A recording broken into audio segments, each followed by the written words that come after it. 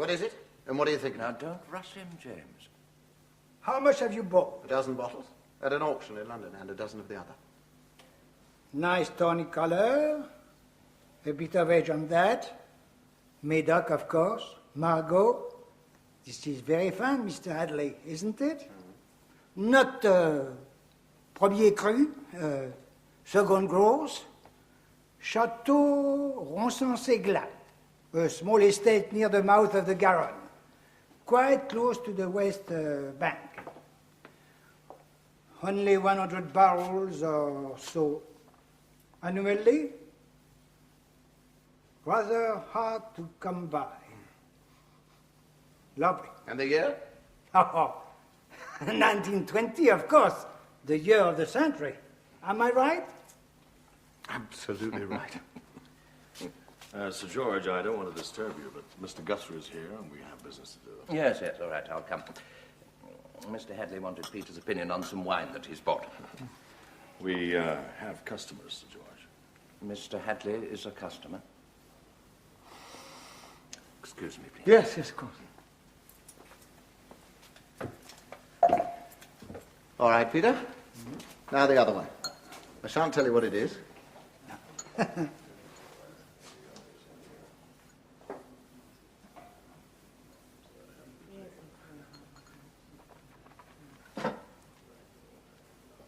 Ha ha! We have changed our ground, haven't we? A very gravelly soil, a little lighter, softer, Grave. Oh, you know better than that, Peter. Grave is a white wine. No, not in the north of the country. The commune, Leonen, I fancy, just on the borderline, produces both. Chateau, let me see. Carbonieux, Mr. Hadleigh. You're a wizard in the year? The year when France was finally liberated, 1945. Fantastic. Mr. Guthrie. Thanks. Well, I can't pretend to be a good judge of wine, Sir George. But the name of Hewson Fabius speaks for itself. We know your firm never deals in anything of inferior quality. Thank you, Mr. Guthrie. A name rooted in history, but as modern as tomorrow. Yes, Mr. Bennett, of course. Rather a big change for you, Sir George, going in for mass distribution. Yes, it is, but I'm trying to adjust with the guidance of my American friends. Let's get to the point, Mr. Guthrie, which is your 200 ounces supermarkets. Now, that's nice business. We'd like you to place an order Can't go wrong with these wines, Mr. Guthrie. Even the though main it's thing, not Mr. one- Guthrie, is that the product is right and the price is right. Agreed. Well, I like the name. Marianne, it's catchy. Marianne, a revolution in wine. And the point of sale material, that should be effective. Oh, yes, we're proud of it. French wine in the modern idiom. Sound, elegant, a touch fruity. Sounds like the young lady on the advertisement. Yes, round and full-bodied. And now, Vic, just ease up on the public relations, huh? Mr. Guthrie knows we're not selling him a dog. Of course. These are good, drinkable French vin ordinaires. Your customers will lap them up. Would you lap them up, Miss Stepton? Yes, I would, but then I am Mr. Edwards' secretary. What else do you expect me to say? I think you mentioned a trial order in your home counties first. How many stores you got? 10, 15? Not quite so fast, Mr. Edwards, if you don't mind. I'd like to ask Sir George a question first, if I may. Yes. Well, No. Mind interrupting, sir? No, come and join us, James. Sure. Mr. Guthrie, this is an old friend of the company and a shareholder, Mr. James Hadleigh. Mr. Guthrie is the chief buyer for the Honesty supermarket chain. He's just trying out our new line. Oh, yes? Give Mr. Hadleigh a glass, will you? Red, white, or rosé, Mr. Hadleigh? Well, at this hour in the morning, white, I think. I'd like to know what you think of it. You're a man who seems to know your wine. Well, if I do, it's thanks to Sir George. Yeah. What is it? Our new range, Marianne. like it, Mr. Hadleigh? It's potable. Yes, it's very drinkable. Sound, round and fruity. Crisp, but not boisterous. Dear God. So what do you say, Mr. Guthrie? Say?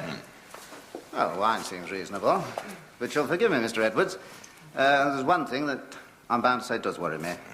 We can't make a promise to our customers and then not keep it. I understand there have been some unfortunate shipping delays. some confusion over deliveries from this firm. You worried about the Princess Wine Stores mix-up, huh? Naturally. In the trade, Yeah, shop well, talk, yeah, gossip. there was a bit of confusion, I'll admit it. Unavoidable. As you know, we're new to bulk deliveries, but we are getting the bugs out. Come on up to my office. Let's see if we can work out some schedules, huh? Right, Mr. Guthrie. Well, what's all this about late deliveries? That's not like Houston Fabia, is it? I know. James, I must have a talk with you. I'm worried. All right. You can buy me a decent lunch at the club. Yes, we can be private there.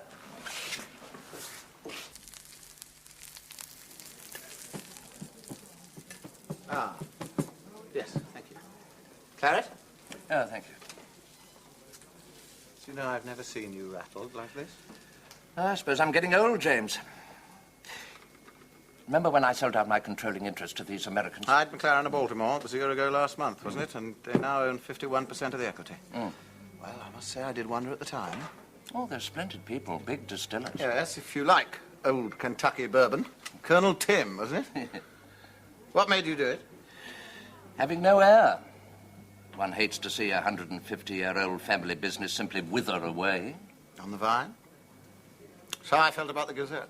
Oh, I'm still chairman, as you know, and I've held on to 15% of the shares. Well, that makes 30% between the two of us. So why the depression? What is it? The new approach? Oh, I hate it. You know, we used to get along so comfortably. I mean, Peter Belbar and I'd go off to the Burgundy sales in Beaune every year, then we'd scout round the Bordeaux chateau. We bought only the best, but now... Cheap wine in supermarkets. It's this Marianne range that's getting you down, isn't it? I've nothing against popular wine, nothing wrong with the stuff. Very good value for money. Well, what is it then? The business aspect? Oh, it comes over in tankers, James. Thousands of gallons. They pump it into our old bottling plants like so much fuel oil.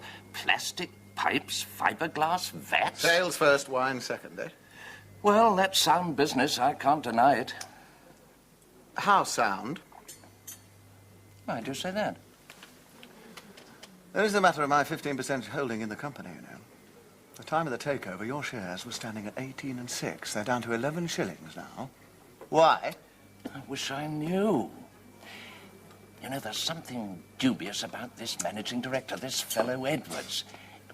He's like a doubtful wine. You know how you can tell at the first sniff when it comes from the wrong side of the hill? He seems all right to me. He's just a bit smooth. You heard what Mr. Guthrie said about late deliveries? Well, now, we had a very promising arrangement with a big firm of wine shops, the Princess shops. Yeah. There was a first consignment all ready to go, hundreds of cases. And? Never reached their depot. Finished up somewhere in Shropshire. Must have pleased the customer. I shudder to think what my father would have said. Houston Fabia of all firms. Oldest wine house in Yorkshire.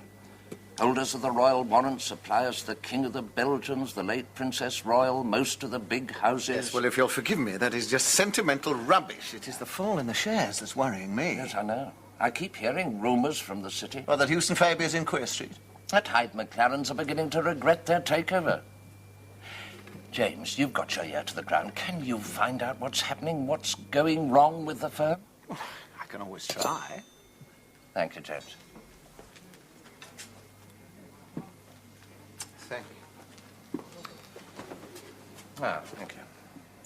This is old George Houston's famous manzanilla. Father used to order all he could get of it. He swore he could taste the salty tang of the desert wind in it.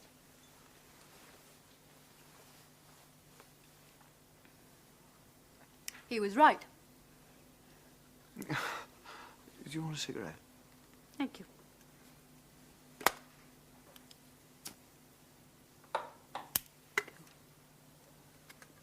Do sit down.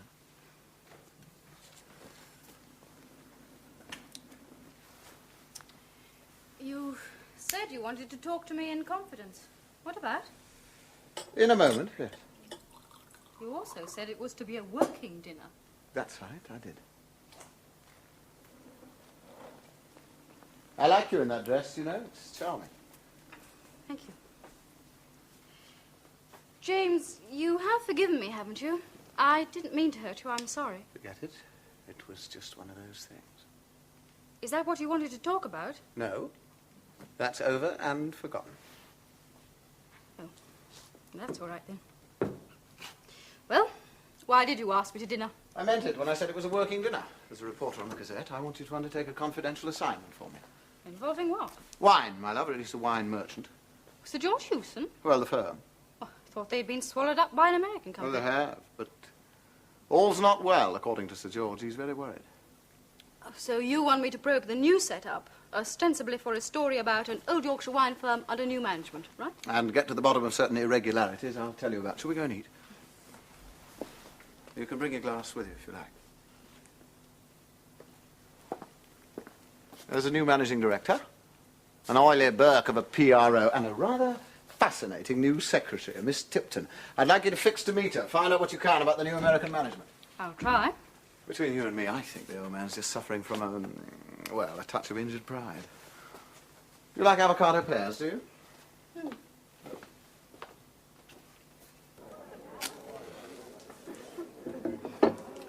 this should be nice and cold by now. This is very grand. Champagne in the morning. Working for Sir George? I thought you'd be... Spoiled. You smoke, Miss Jackson. Oh, thank you. So you're going to do a write-up on our new firm. I don't suppose I can help you much. Being part of the new regime, I'm sure you can tell me how you bring an old firm like Hewson Fabian up to date. I can try. How long have you been with the firm? Only since Mr. Edwards came. How'd you work for him before then? No, I got the job through an agency. Cheers. Cheers. Lovely. What about your PRO? Mr. Bennett? Yes. Mr. Edwards brought him into the firm. Was he any good? I suppose so. Vic Bennett and Associates look after other companies besides ours. Big ones? A few small travel agencies, I believe, and some hairdresser shops. Do you like him? He talks too much. Oh, does Mr. Edwards like him? I suppose he must. He hired him. I see. I imagine the firm must need a pretty good public relations department, with all the troubles you're having. What troubles? Well, late delivery troubles. Teething troubles. They're not geared to mass marketing, too old-fashioned and conservative. But not for much longer. They better not be. Would you like some more? Oh, yes, thanks.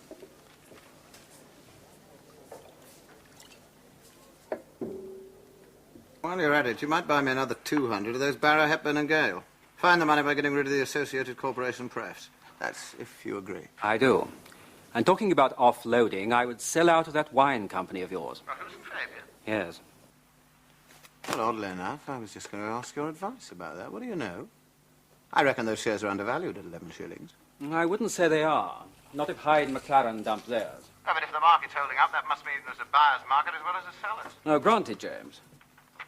Well, my dear Alistair, would you kindly get off your genuine leather executive office chair and find out what the hell's going on? I have. I was lunching the other day with a jobber friend of mine who deals in that market. And? Most of the available shares have already been picked up by some scruffy little company. Called? I shall find out. Front organisation? I shall find out. Owned by? That too, James. I shall find out. My dear Alistair, I'd be most grateful if you would.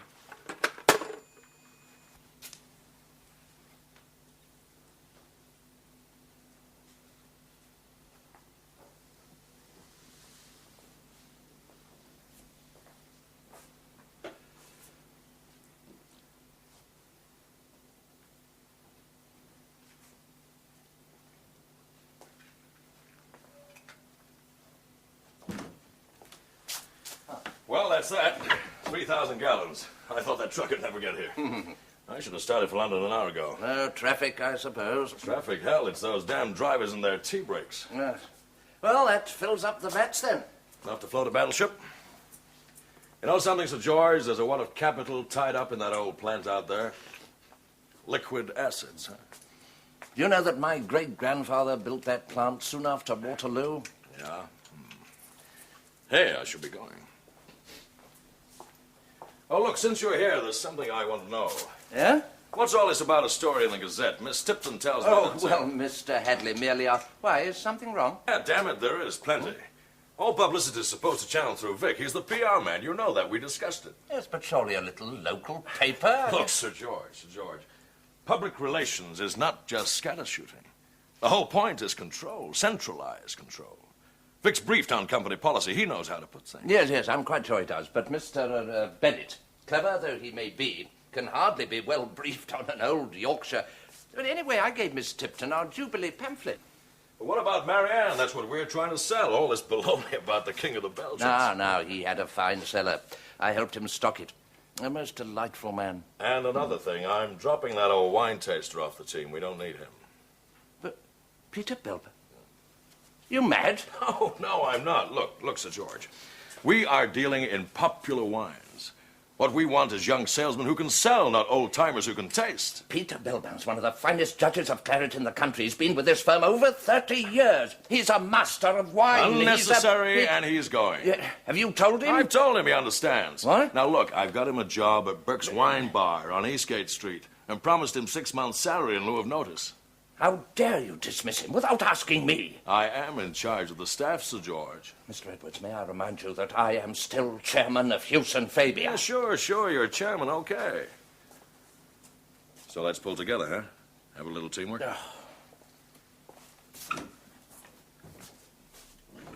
Oh, God.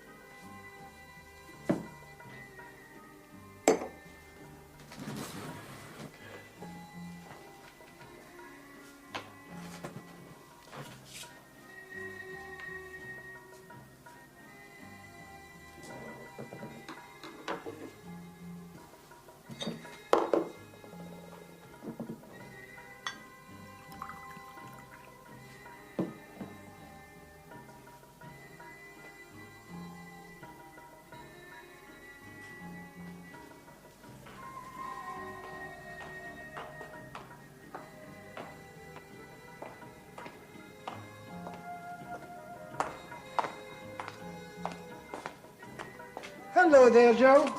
Evening, Mr. Belvin. If you're wanting Mr. Edwards, he's just left for London in his car. No, I'm not looking for Mr. Edwards. But Sir George is still here, and Miss Tipton. I don't want to see anyone, Joe. I'm going to collect some of my things. I'm no longer working for Hughes and Fabier. Really, sir? I've been sacked. God. Yes, Mr. Edwards has decided I'm no longer useful. So I'm going to work in a wine bar in Westdale in charge of a cellar. Oh, I'm sorry to hear that, Mr. Belvin. Still with this new lot in charge. They don't need me anymore, Joe. They are selling wine by the gallon to grocer shops. Too bad. Not like the old days. Not at all like the old days.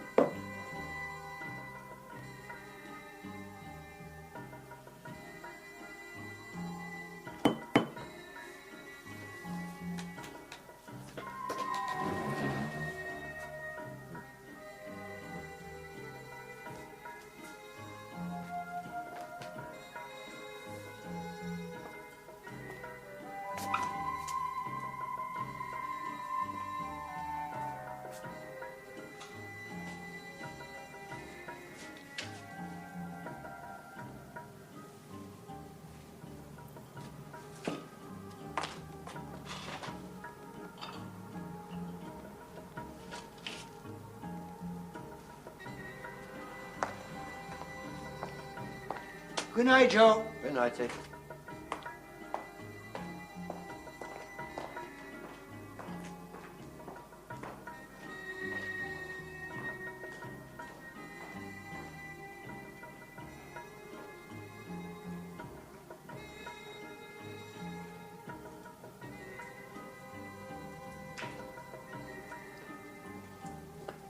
You all right, sir? Good evening, sir. Good evening, Sir George. All quiet? Nothing to report, sir. What's happened to your... My what, sir? Your medal ribbons? Well, sir, it's that Mr. Edwards, sir. Well, what about him? Well, he made a witticism, sir.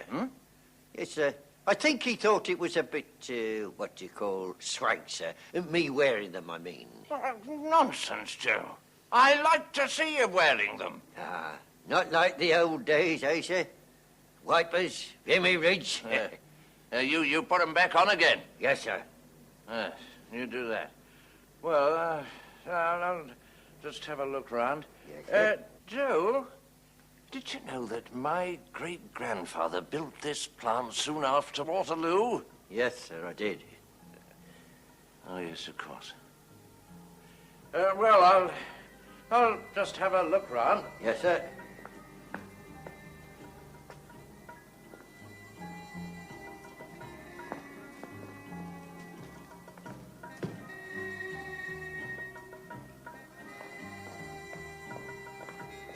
Oh, evening, Mr. Trent. Evening, Joe. Can I put them waybills in dispatch for you? No, that's all right. I'll do it. That wasn't Sir George, was it? Yes, miss. What on earth's he doing here at this hour? Oh, just looking you around, miss. He often wanders round the old bottling plant at night. I had no idea. Oh, yes, miss. He says he can still smell the old wines.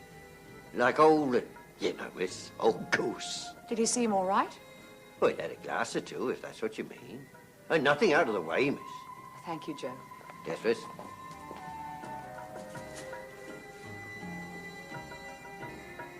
Now then. That's it. Better.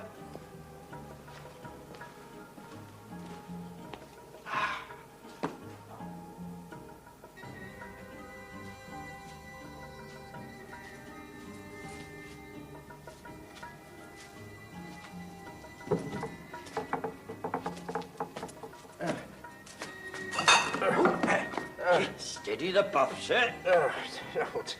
Thanks, Joe. That's better. You put them on again. Yes, sir. Ah. Oh, your pipes. Oh, thank you, Joe. Would you like me to drive you home, Sir George? No, thank you, my dear. I'm quite capable of handling my own motor car. Well, then you can drop me. It's on your way.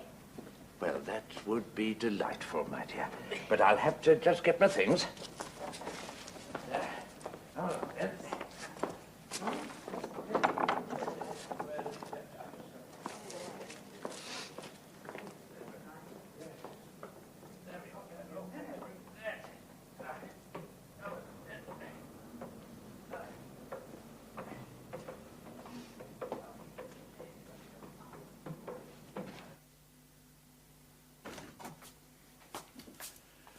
Here you are. Here. Yes, thank you. Now, I'm perfectly all right, Miss Tipton. Let me... There sure. you are.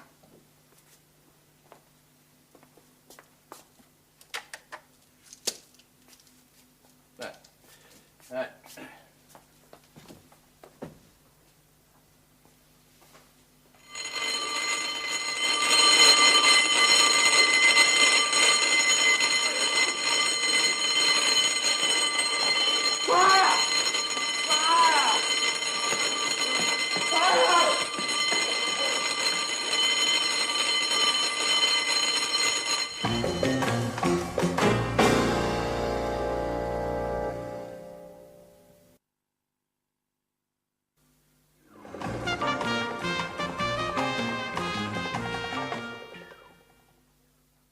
Simply cannot understand how this fire started.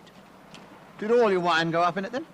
Oh, no, it's not as bad as that. Number one isn't the only bottling plant, but it is for the Marianne range, thousands of gallons down the drain. It's covered by insurance, though, isn't it? Oh, yes, but you can never replace that old building. Part of history, that was. But that's not all, James. We're in trouble again over deliveries, and you know what that means. Not the supermarket deal, you mean? Yes, finished, no doubt about that. You haven't found out anything yet, have you? Morley says the shares are down again, but that's because of the fire, of course. Yes, I know. Now, there's something uncanny about it. This is my corner of the world. I'm rooted here. Now, when I go into my own office, I'm made to feel like an outsider, barely tolerated. Know what I mean? What exactly were you doing there on the night of the fire? Oh, feeling a bit down in the mouth. Edwards and I'd had a rather vulgar set to. What about? Well, for one thing, he calmly announced he'd just sacked Peter Belbin. Sacked him? Well, the man's mad. He's the best judge of claret in the country. I know. That's why I was so upset. Oh, anyway, I had a drink or two, and I started thinking about my father and the family.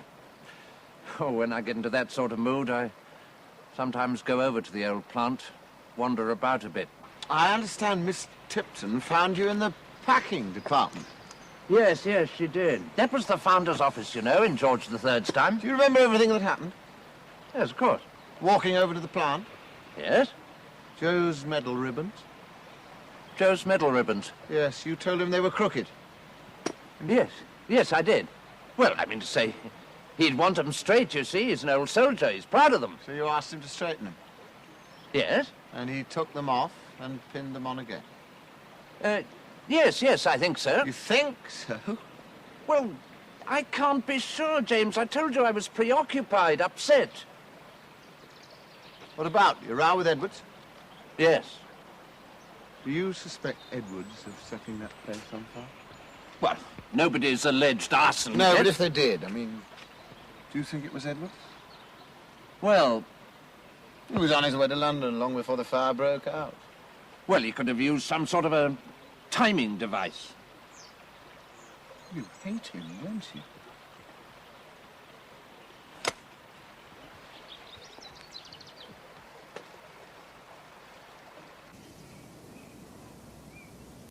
Candy, you're Miss Tipton. Well, up to a point. She's not my Miss Tipton. Up to what point? That was before the fire, of course. What a mess. Up to what point? At Burke, she and I only talked about the takeover. She gave me some background on the Hyde McLarens of Baltimore. What about Dane Edwards? Oh. Didn't get very far there, I'm afraid. She hasn't worked for him very long. She was mistress? Doubt it. He hired her through an agency. A strict employer-employee setup. What about after office hours? Why, doubt it. Tried to trip her up there, but Miss Tipton's untrippable. The untrippable Miss Tipton, eh? Well, she must have some sex life. Are you guessing or hoping? You didn't get around to those wine orders that went astray, did you, to the Princess stores? Not head on. Thought I shouldn't seem too prying. But I did ask about the Marianne wines, were they doing well and so on. You got a straight answer on that? She said there were growing pains, naturally. Didn't seem upset. She say why? Inexperience, pure and simple. Well, she's right, you know.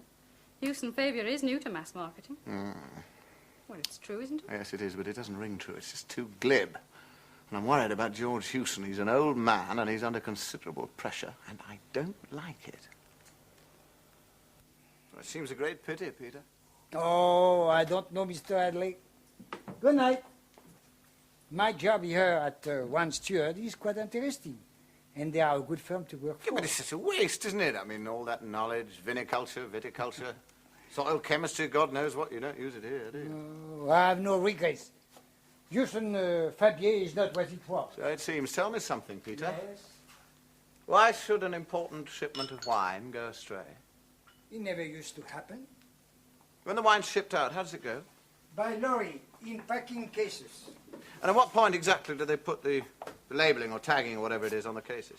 It used to be that head office will send a list of name and addresses to dispatch. The old rage, he made the waybills out and stuck them on the cases. Used to be? You mean the system's changed then, has it? Yes, the waybills are all made out now in Mr. Edward's office. Aye, Miss Tipton. That's right. She has a little addressograph machine for the waybill. That seems fair enough. She takes a bundle down to dispatch every evening. So that's why she was at the plant on the night of the fire? Well, it would be. Whose job is it to decide which route each lorry takes? Rage again. He make out the destinations. You're right, Peter. That's a lovely Sancerre. The people don't really appreciate the Loire Valley. Look, if there was a slip-up, say some wine going to the wrong place, whose fault would it be? Mr. Edwards, most likely. The others come to him from the sales department. Of course it could be Miss Tipton. When she makes out the waybills, you mean? Yes, she could make a mistake at that stage. Mistakes do happen. I remember once, years ago, one of our clients telephoned me, and he said, Peter, what is the color of the Vouvray? I say, it's a white wine, naturally.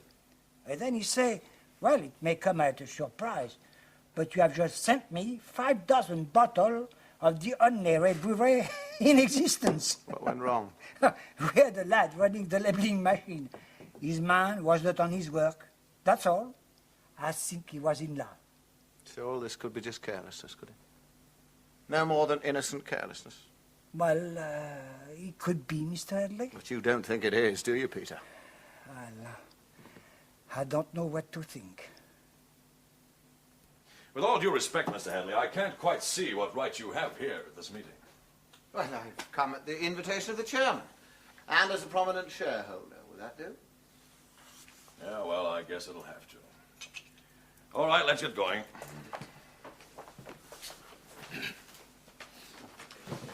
Mr. Hadleigh's a friend of mine, Mr. Edwards. I said all right, Sir George.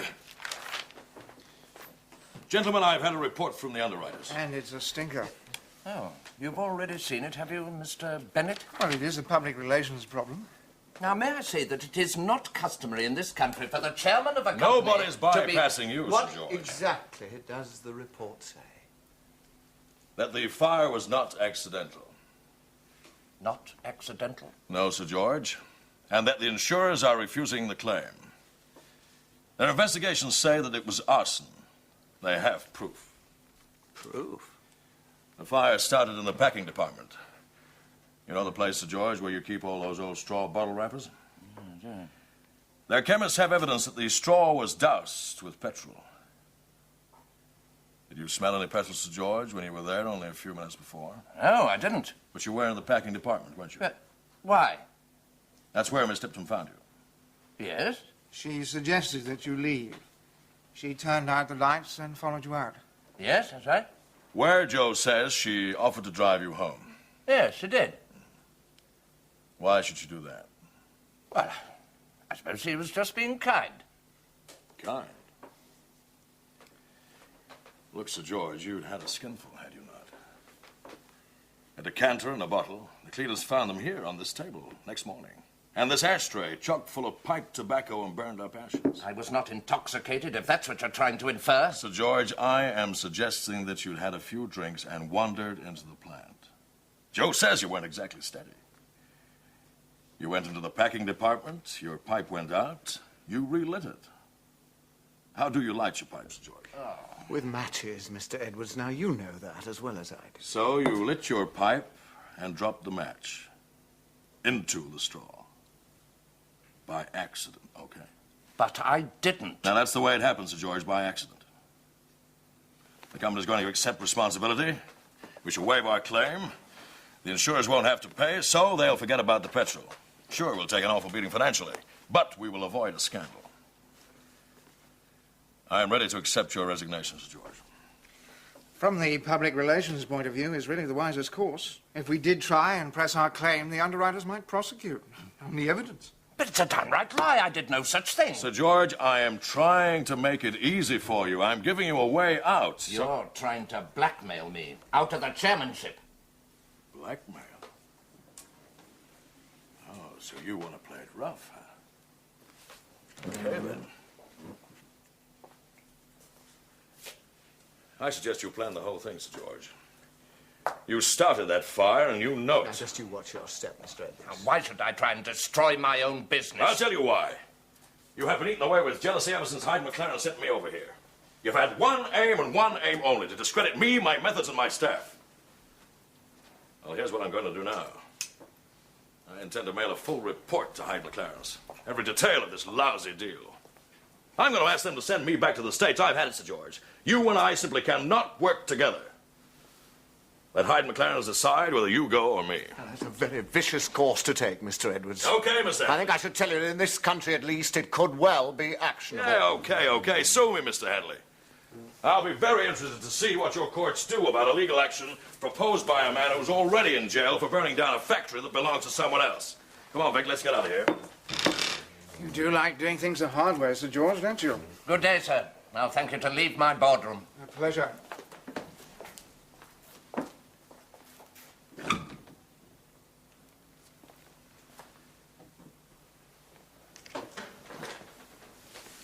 Edwards possibly be right?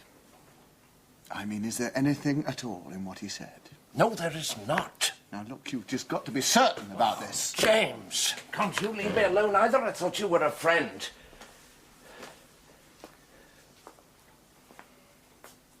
I can't sleep. I get these terrible headaches. Sorry, I've just got to ask you this question. Now, how far from sober were you that night? I hadn't had a skinful or whatever that vulgarism of Edwards was. I can remember everything that happened. Everything? Joe's medal ribbons, for instance? Yes. You told him they were crooked and you asked him to pin them on straight, did you? Yes. Joe wasn't wearing his medal ribbons that night. Not at first. He confirmed it.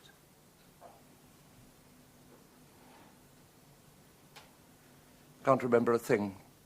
Not a single thing. Just being driven home by that young woman. Am I going out of my mind or something? Am I, James?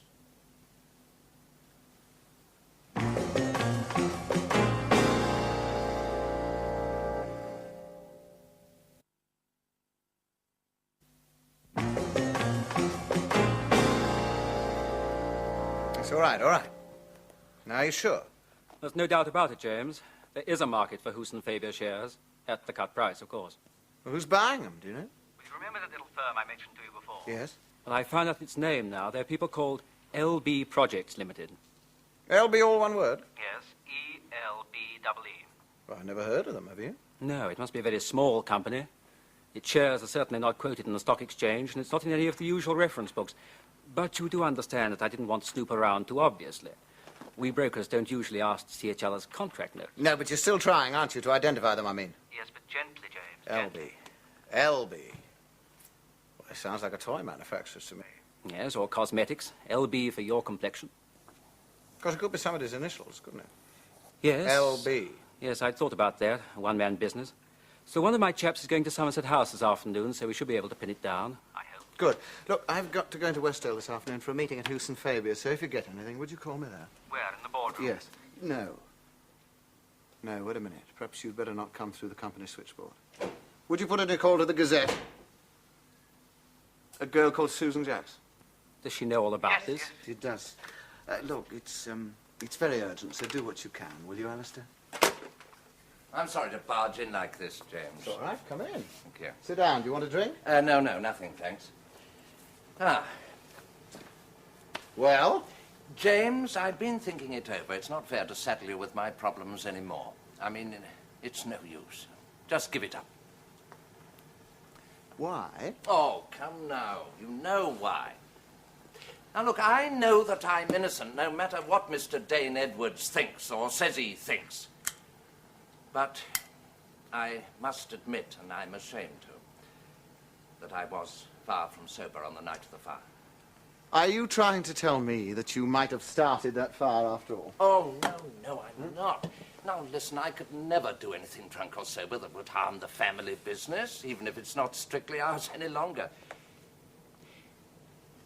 James, if Houston Faber failed tomorrow, do you know what I'd do? No. I'd buy a few bottles of decent claret, rent a little shop somewhere and start all over again. We began in a small way, you know.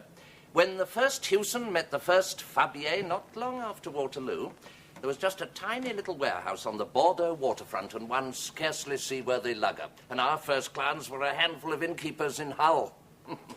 You still own 15% of the shares, don't you? Yes? Well, you're going to need all the cash you can get, you know. If the underwriters prosecute, you're going to be charged with fraud and with arson. But I don't follow you, James. Well, you'll not get out for an out in a courtroom, you know. I'll buy your shares at the old price. Will you sell? Sell? What, all that I have? Cut my last links with Houston Faber? Now, James, I don't want to impugn your motives, whatever they may be. It is a generous offer. But if this is charity in disguise, the answer is no, thank you. And if you're telling me that the firm would get on better without me, well, you're no doubt right, but the answer is still no, thank you. And if you're telling me to say goodbye to a century and a half of honourable family business, well, forgive me, James, but I'll see you damned first. And I'm very glad you said that, Sir George. That's all the proof I needed. Proof? What do you mean? Well, if you had been sabotaging the firm, as Edwards suggests, you'd have been delighted to unload your shares at the old price. James, you didn't believe me, did you, until just now? Well, I suppose I ought to be offended, but somehow or other I'm not. What's the next step, then? Find out what the hell Mr. Edwards' game is. Give him enough rope, and then God knows how, tighten the noose and all that before the meeting this afternoon, because after that he's going to send his report to the States. Well, we haven't got much time. Well, I've been digging out quite a battery of facts about Mr. Edwards. There's just one piece of the puzzle missing. If I can get hold of that, you're out of trouble. And Mr. Dane Edwards is out of Hewson Fabia.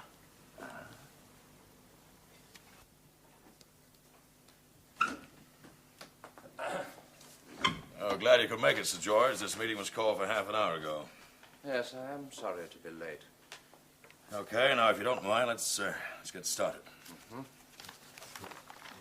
I got the full report here for Hyde McLaren's. You can have a look at it as far as I'm concerned. You know what's in it anyway. No, I don't think I want to go into that until I have the benefit of Mr. Hadleigh's advice.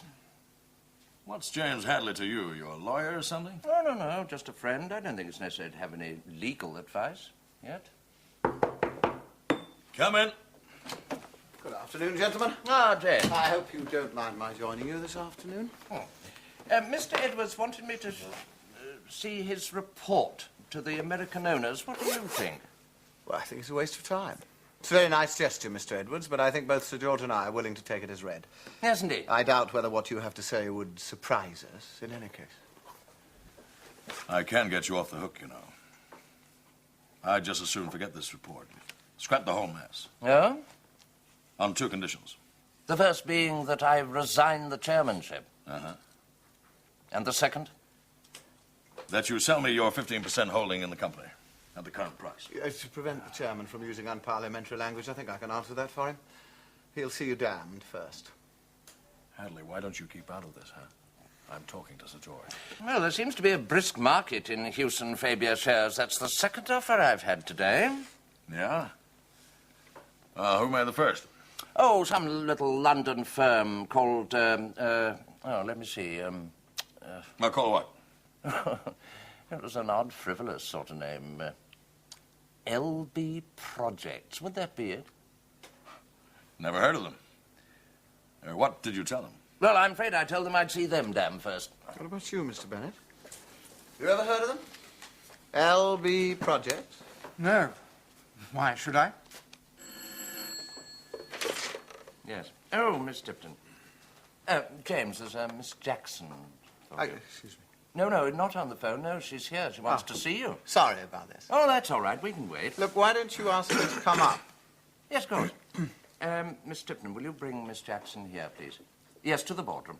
Hey, now, wait a minute. Is that the girl in the Gazette? Yeah. Now, look, I don't want reporters here coming in the middle of a boardroom meeting. That's all right, Mr. Edwards. It won't take a moment. It's just a little information I've been waiting for. Ah, Miss Tipton. We meet again. Come in, Susan. Miss Tipton, you'd better be in on this.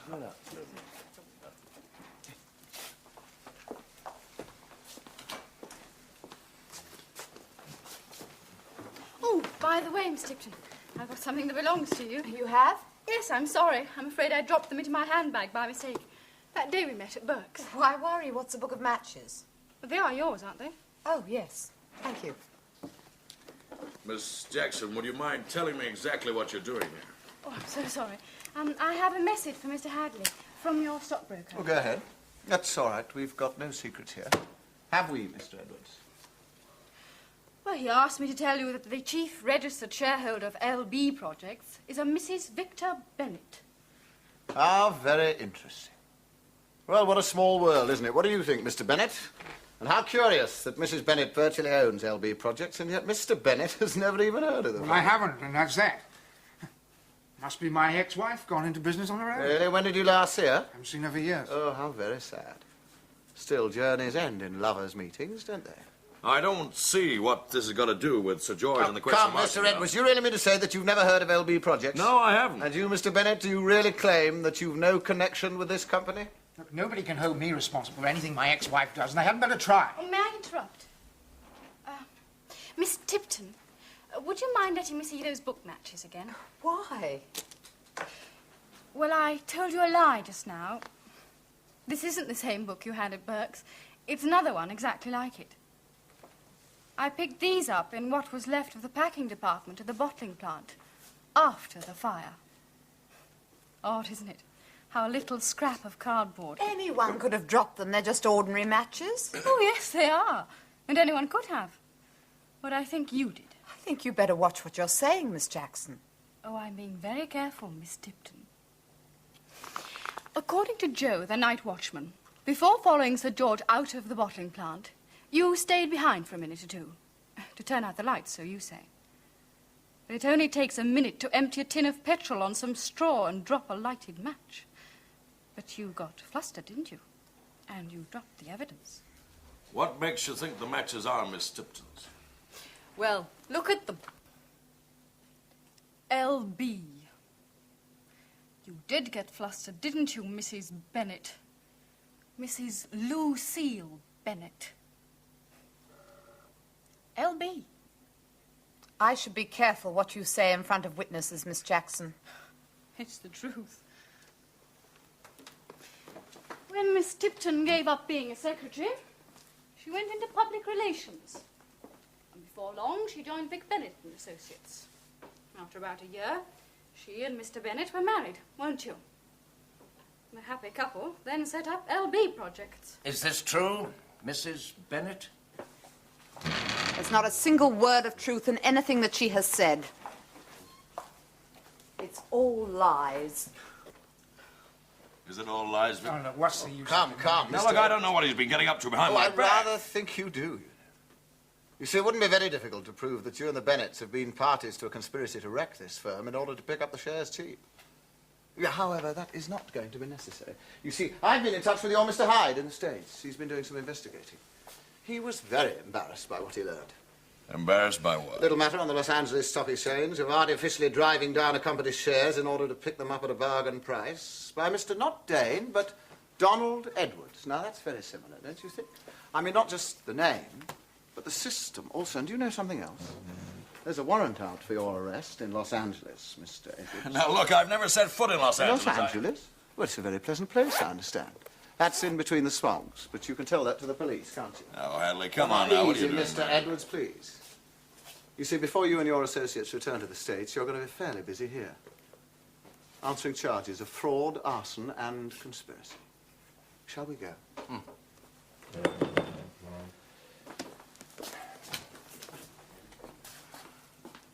Glass of wine?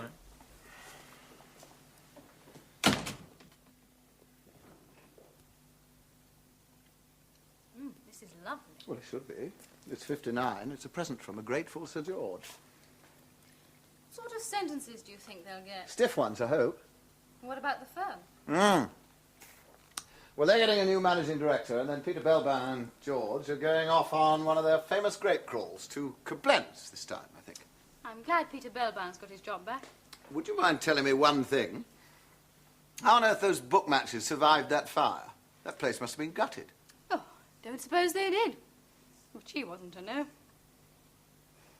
Do you mean to say that you manufactured evidence against that young lady? Not really. I just tripped the untrippable. Where the hell did you get the book matches from? I dropped them into my handbag by mistake. That day we met at Burke's wine bar. I never thought they'd come in quite so handy. Tell me, Inspector, who's your next victim going to be?